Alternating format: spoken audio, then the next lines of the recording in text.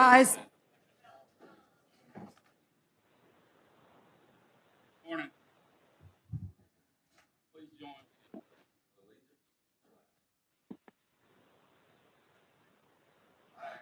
The United States of America, and to the republic for which it stands, one nation, under God, indivisible, with liberty and justice for all.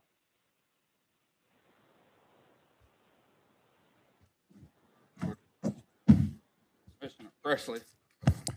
Thank you, Mr. Chairman. I'm honored to have on the phone Pastor Brother Dan Estes from First United Methodist Church of Nettleton.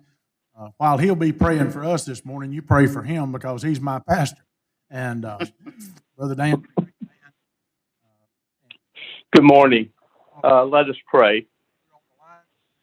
Eternal God, Creator and Sustainer, we're all thankful for the gift we call Mississippi, from the Gulf breezes to the river rolling to the porch of Pickwick to the 10-Tom waterway and everything in between.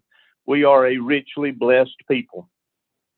However, this is no longer the Mississippi of my childhood. It's not my grandfather's Mississippi. We are a diverse people who rely heavily on utilities to function. Energy, water, and telecommunications are required to move Mississippi forward. I'm thankful for Commissioner Maxwell, Commissioner Bailey, Commissioner Presley, and for the trust they hold from Mississippians to oversee vital aspects of our common web of existence. Remind each throughout this meeting that as Shadrach, Meshach, and Abednego in the book of Daniel discovered a fourth man in the furnace, there is a fourth in the fire with these commissioners today. His name is Jesus. I pray he will bless this meeting, giving understanding, direction, and bountiful grace in moments of discussion, deliberation, and discernment. I make this prayer in the name and the awesome power of the Lord Jesus Christ. Amen. You gentlemen have a good day. Thank you, Brother Dan. Okay, now we'll get started. First off is the consent agenda, adoption proposed consent docket for March of 2023, meeting of the commission. Do I have a motion? Motion to accept minutes. Do I have a second? The consent docket, I'm sorry. I'll second it. 30, whatever we need. Wrong one. That's good. All right, all in favor signify by saying aye. Aye. Any opposed? The ayes have it. Next, energy agenda, discussion and possible action regarding the proposed order in docket number 2018 UN 205, Entergy Mississippi, notice of intent of Entergy Mississippi Incorporated to implement revisions to the formula rate plan. Mr. Mabry. Thank you, Mr. Chairman. Commissioners, on February 1st, Entergy filed its annual update to the Vegetation Management Rider Schedule VM1. The VM1 schedule was established by commission order in December of 2019 to recover Entergy's vegetation management, operation, and management costs. In 2022, EML trimmed 48 miles of vegetation near transmission lines and 3,349 miles of vegetation near distribution lines. EML used herbicide treatment on 1,333 miles of vegetation near transmission lines. For 2023, Entergy has budgeted an overall level of planned spending for vegetation management similar to that of 2022, with an estimated $17.7 million spent on distribution vegetation and an estimated $4 million spent on transmission vegetation. The proposed residential factor will decrease from 0.002062 per kilowatt hour to 0.001676 per kilowatt hour. This will decrease an average 1,000 kilowatt hour residential customers' bill by approximately 38 cents per month. The factor decrease is due to the over-recovery of costs compared to the prior period, coupled with the decrease in projected costs during the upcoming 12-month period. Staff has reviewed the filing along with its supporting documentation, verified that the filing is in compliance with the approved VM1 rider schedule. Staff recommends approval. All right, any questions? One question. I'm understanding everything you said. Can the staff get from me just in the next week or so, of these expenses in compliance with the Hire Mississippi program, how many Mississippi contractors were employed as a part of this? Yes, sir. Thank you, sir. I move we approve. And just one thing, just want to reconfirm that even though this is a reduction in rate and spending, this is not a reduction or pullback in the program. This is part of the natural trimming cycle of what Entergy undergoes through the transmission distribution system. That is correct. Second motion. All in favor signify by saying aye. Aye. Any opposed? Ayes have it. There's no items on telecommunications agenda or the water and sewer agenda, so we're going to move on to the administrative agenda. Number one, discussion and possible action regarding approval of commission minutes for February 23rd term of the commission. Move we approve as presented. Second. All in favor signify by saying aye. Aye. Any opposed? The ayes have it. Number two, discussion and possible action regarding the proposed order in docket number 2022 AD 42, Entergy, Mississippi, order certifying fuel audit to the legislature. Ms. Dixon. Thank you, Mr. Chairman. With respect to this agenda item as well as the next one for Mississippi Power Company, we have prepared for the Commission's consideration two orders certifying the annual financial and management fuel audits of Mississippi Power Company and Entergy, Mississippi, to the legislature in accordance with Mississippi Code annotated section 77-342. The reports were filed by the auditors in December and have been reviewed by the staff. Staff committed their summary comments concerning the reports yesterday, and they are available today to address them if necessary. In addition, we have representatives from each of the auditing firms here today to present the Commission with a brief summary of their respective findings and their recommendations. Specifically, we have representatives from Forvis and Bates White here to present their findings concerning Mississippi Power Company, and we have representatives of Horn and London Economics here to present their findings concerning Entergy. As a reminder, and just for procedural clarification for the Commission, today's presentations and the orders that we have prepared and proposed are the first of what is really a two-step process regarding the fuel audits. At this point, the Commission is merely tasked by the statute with confirming that the audits were done and completed in accordance with the statute and certifying as much to the legislature. Going forward, Commission staff will then meet internally with the public utilities staff and representatives of each of the companies to carefully review the substance of the auditor's recommendations, and we will then prepare and present separate orders setting forth which recommendations should be implemented via action plans and which should be deferred to the next of this two-year audit period. With that said, I can go ahead and introduce the representatives for Entergy first, and then we'll proceed with Mississippi Power Company. For Entergy, we'll start with Representative Joe Green here from Horn, who prepared the financial audit for Entergy.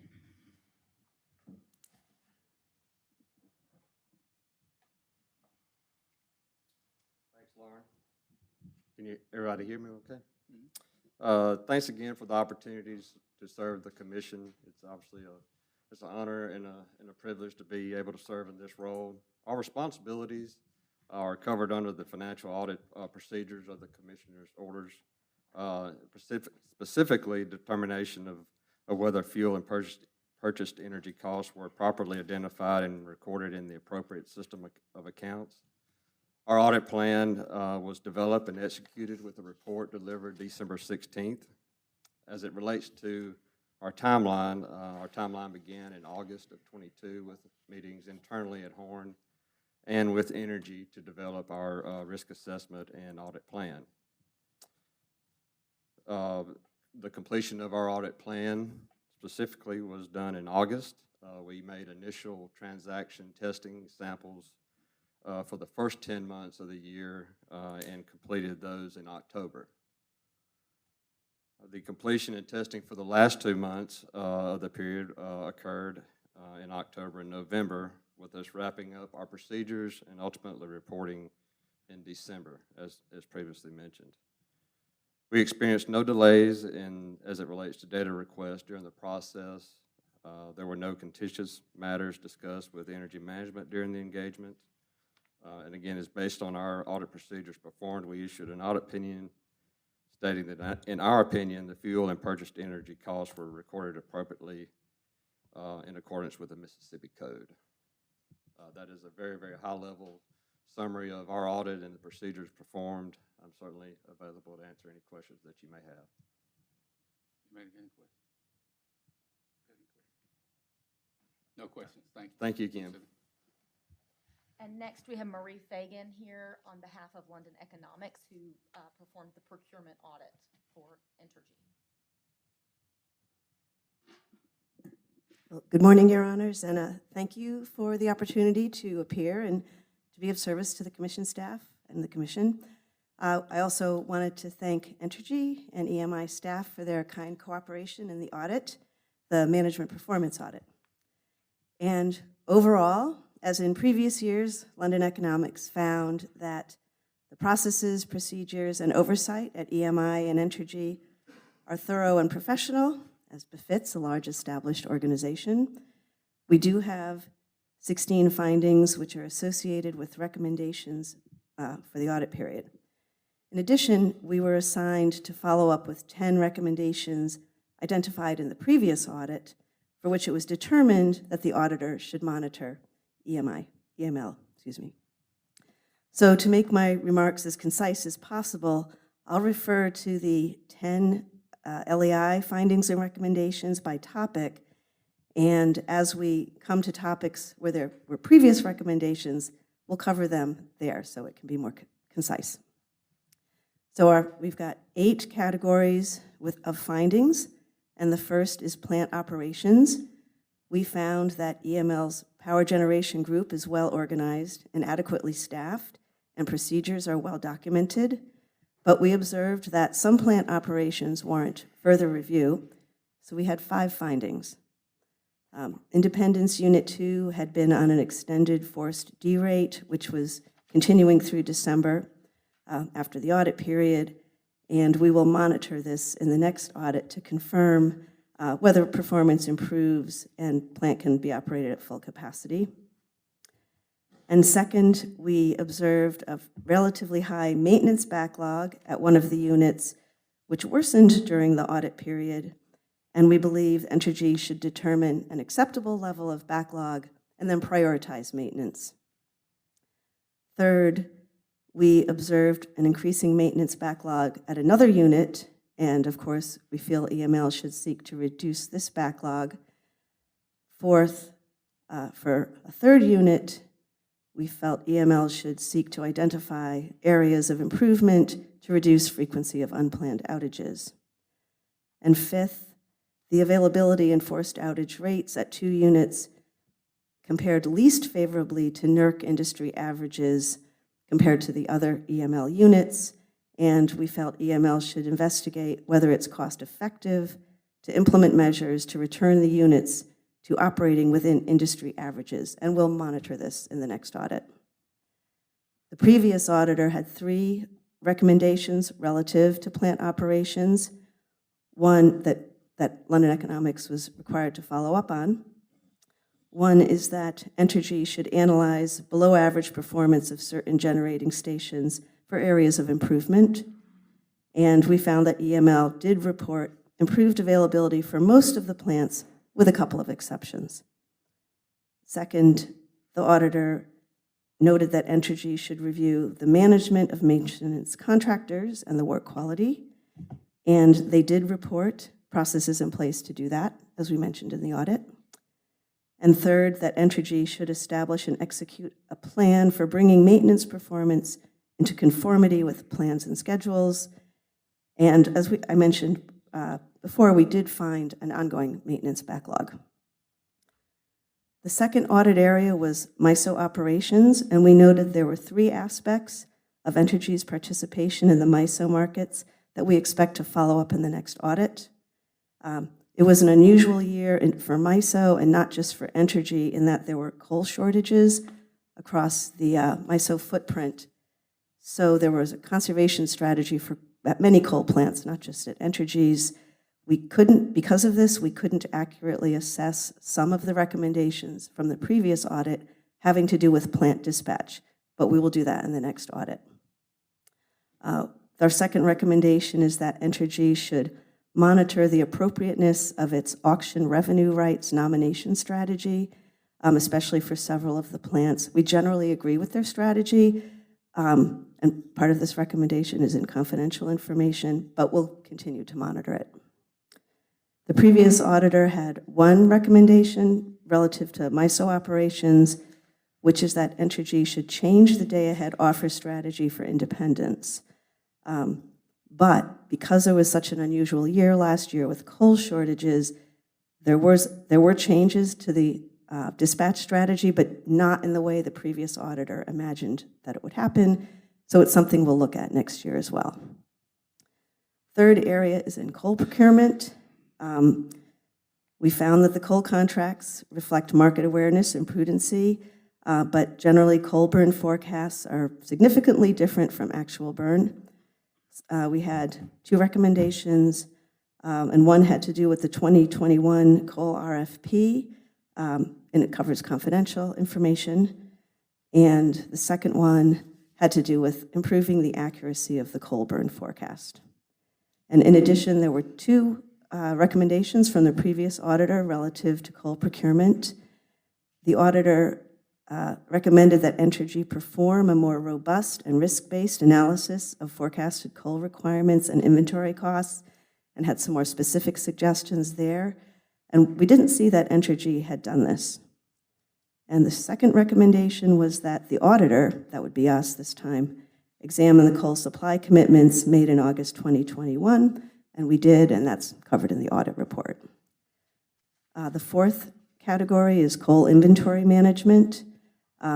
Target inventory levels for independents are set assuming the plant operates 100% of the time, but the average load factor of the plant was much lower than that during the audit period.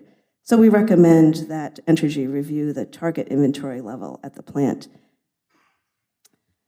For fifth, for natural gas supply and transportation, we had three recommendations, and the previous auditor had two. We recommend that Entergy perform an analysis of the historical availability of pipeline capacity to determine if it's really necessary to maintain firm transportation capacity, which is the highest cost capacity service that you can get on a pipeline. And related to that, we recommend that, wrong page, that the Entergy use a capacity release program to monetize some of the value of the FT contracts. And third, we recommend that they identify major drivers for the gas burn forecast errors. We understand that forecasting isn't an exact science, but we'd like to see an action plan to improve forecasting. The two recommendations from the previous auditor were that Entergy should review the hedging program's recent results against its objectives, and they provided data to us that showed that they, in fact, had been doing that, and the program results in meeting its objectives, and discuss that in detail in the report. There was another recommendation from the previous auditor that Entergy should work with the internal audit service in its company to implement an enhanced gas transaction data analytics program, and we found that there actually had been no change since the previous audit there. Sixth, in the nuclear fuel procurement and inventory management, we found the processes in place were well organized, they showed market awareness, and they implemented savvy approaches to contracting. We have no recommendations there. The previous auditor recommended that in this audit, the auditor look at the nuclear fuel supply cycle and the commitments that were beginning in 2023. And we did this, and our recommendations were the prudency and market awareness that we just mentioned. Okay. Second to last topic is the Grand Gulf PPA.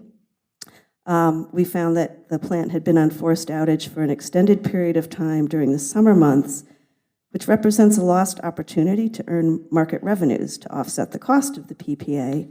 So our recommendation is for EML and Entergy to ensure that the plant is kept in good repair to minimize those lost opportunities. And finally, with respect to organization and staffing, as I mentioned, we found that the EML and Entergy service is well organized with clearly documented processes and procedures. There is one recommendation there that comes under confidential information, And it's something that Entergy and EML has been very cooperative about, and that will be covered in the next audit period too. So I'm happy to answer any questions. No questions, I appreciate certainly the report's a good read and it's certainly educational and understanding that the functions is there, and I think both yourself, Horn, and LEI found that the actions of Entergy in their fuel procurement and management of systems has been reasonable and prudent, and we appreciate the work you've done to bring that forward. Just two things I wanted to ask, I guess, of staff and your report there. I'd like on page 3, potentially before we certify and send this out, I'd like to maybe have a little more discussion on on Entergy's role in MISO and their functionality in the generation side of that, perhaps a little more clarity or a little more detail in that. And also on page 7, based on the information provided by the auditors, check our math on the performance and capacity factor of Grand Gulf in 2021 and 2022 to ensure that we are putting out the right numbers on that. And that's my only 2 comments. Thank you. Thank you, Mr. Chairman. I'd just like to drill down just a minute. Commissioner Bailey brought this up just a minute ago in context of the written report. But as to the operations of Grand Gulf and the forced outages and the issues that we've had with Grand Gulf over the last couple of years, I know it's not just my concern, but I think my colleagues share the concern with the availability, what we've seen there, and what seems to be a persistent issue that we've looked at on several different levels in its own context, separately from the fuel audits through other consultants and other reports.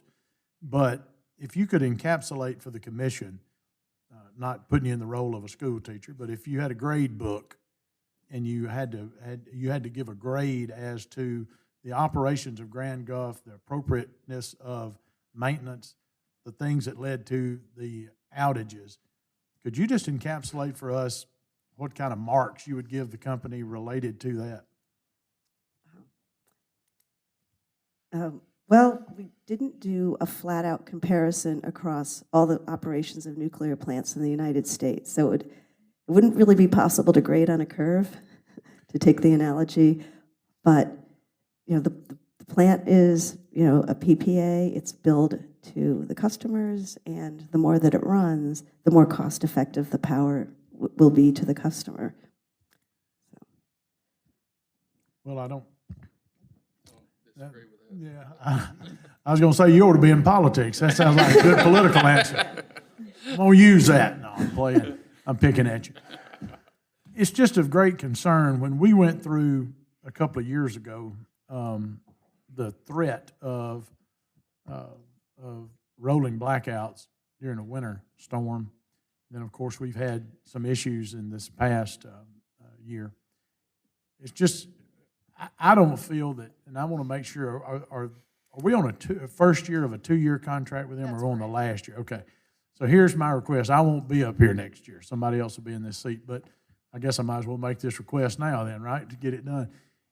How we go into next year's report and have a true apples-to-apples comparison, because I know it's of grave concern to the commission, not that the company has done anything wrong. I want to be clear about that the investments they've made are prudent and the work that they're doing. But, I sat up here when we approved the uprate of Grand Gulf a decade or more ago. And it's just my opinion that since that period, we've had a lot of things that have happened. I'm not trying to attribute blame or assign blame to anybody. But when that plant's down, as you well just articulated, that's of huge cost to the customers. But it's even of greater importance related to reliability. And that's just of a concern. Again, I'm not trying to make accusations. We've been briefed on everything that's going on out there, and so we understand it. But I think it's helpful for the commission to measure that year by year in this related to what activity has gone on, what issues have been there. And in my simple mind, I view it as a 1975 pickup truck. Are you spending more on maintenance than you're doing? What things should be done? And I'm just not convinced that we've got a very clear picture of that in these management reviews. And again, not throwing shade on LEI. I don't want you to take that at all. I just think something we've got to really pull out and measure better. Yes, sir, thank you. Thank you. Anybody else? I move we approve the reports as presented. Second. All in favor signify by saying aye. Aye. Any opposed? Ayes have it. Thank you. Throwing shade. Did I just say that from up here? All right, next we will have representatives from the firms that audited Mississippi Power Company. So to begin, we'll start with the financial auditing firm, which was Forvis, and I believe Will Crawford is here to present.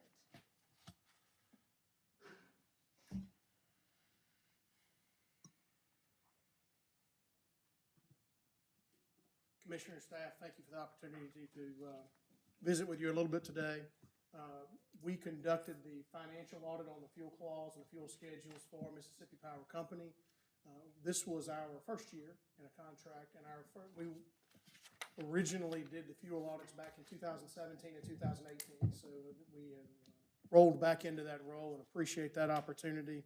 We're able to leverage on what we learned back in 2017-18 and really update it to what's going on in the marketplace now. We followed our audit in accordance with the PSC rules and also followed generally accepted auditing standards and FERC accounting to make sure that their fuel schedules were, to use auditor vernacular, free of material misstatement. And we identified that there was no material misstatement in their fuel clause. It's what we refer to as a clean opinion or an unmodified opinion. It's the highest level of assurance that we as CPAs can provide. With this being our first year, looking at it in a number of years, we did come in with a fresh look with what I would call a heightened sense of professional skepticism. We wanted to make sure that we looked at the highest risk areas and focused our efforts on the areas where there could be potential risks. We started that by doing some analysis of both external and internal data.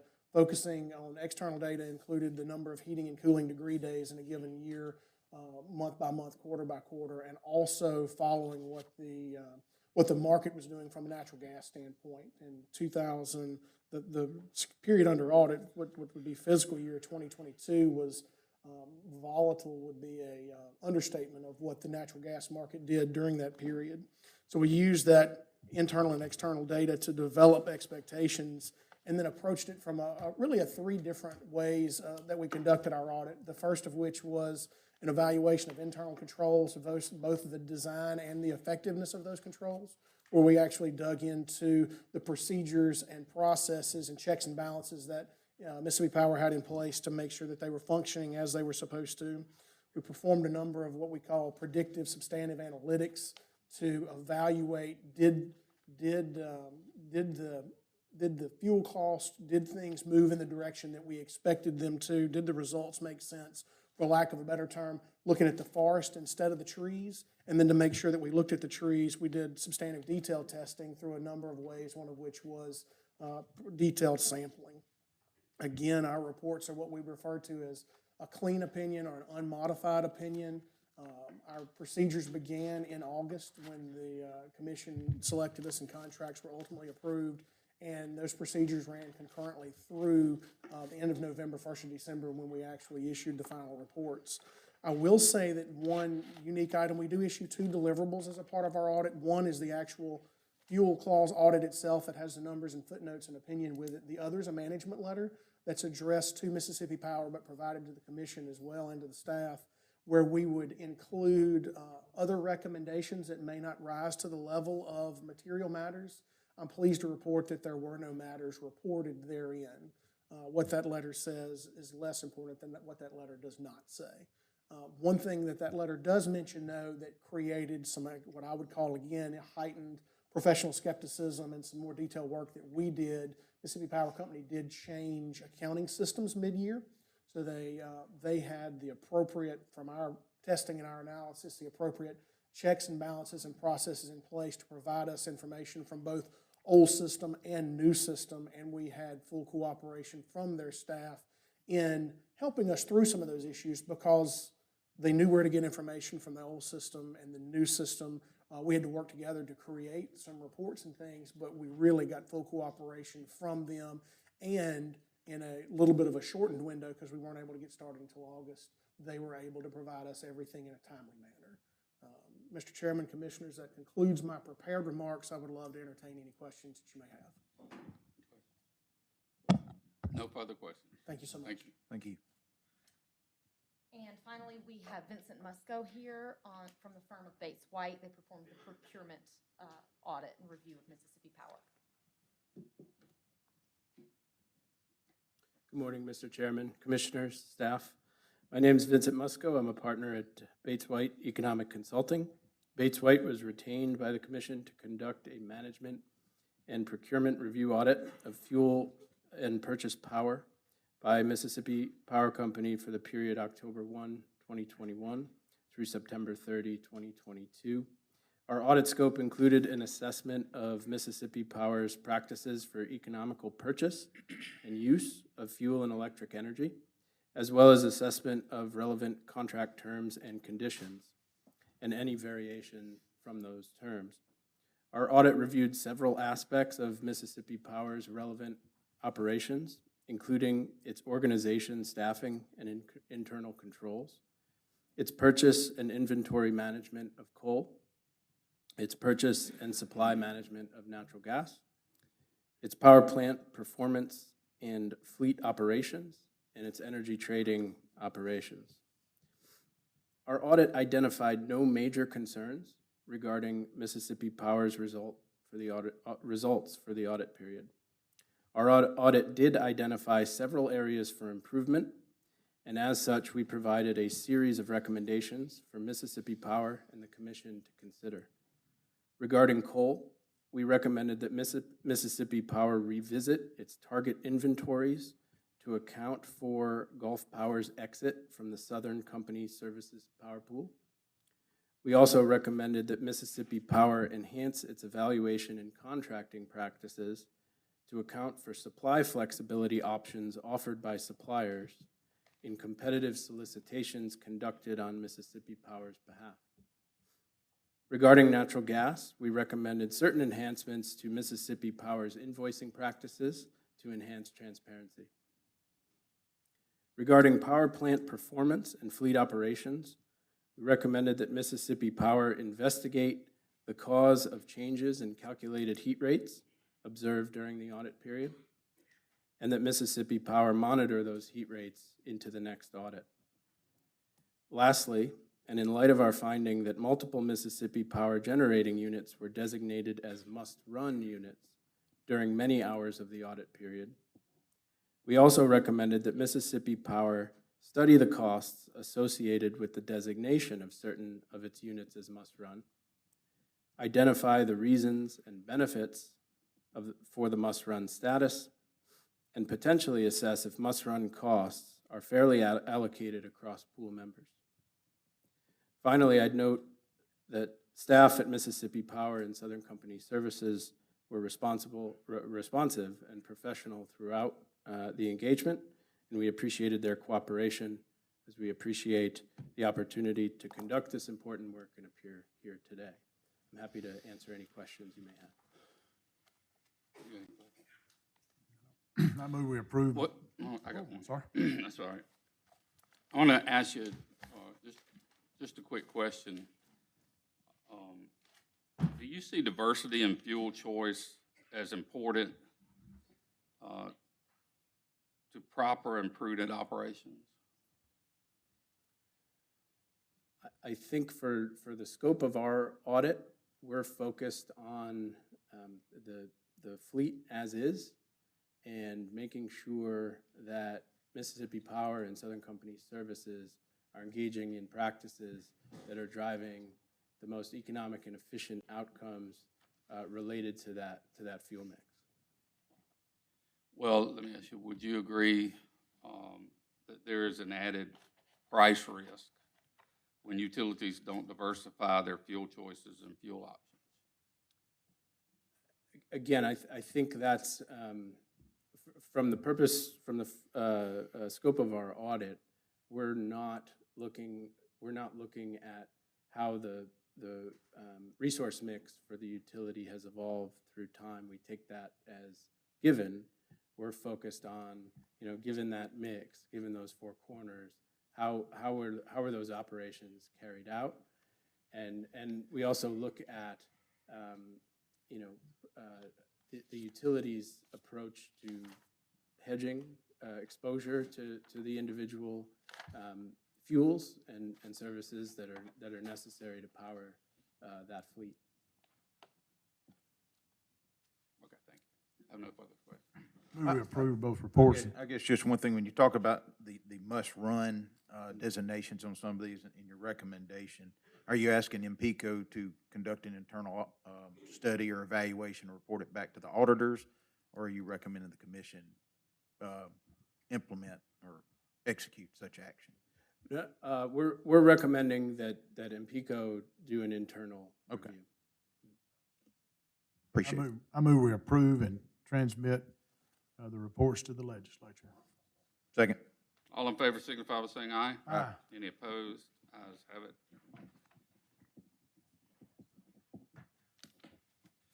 All right, next is discussion and possible action regarding the proposed order in docket number 2022 UA 146 SR Marshall LLC. Order of referral, Mr. Hammonds. Thank you, Mr. Chairman. This is a petition by SR Marshall LLC for a CPCN to construct and operate a solar electric generating facility in Marshall County. The order before you refers it to Laura Dixon for hearing. Move we approve. Second. All in favor signify by saying aye. Aye. Any opposed? Ayes have it. Is there any other business before the commission today? With that, we'll stand adjourned.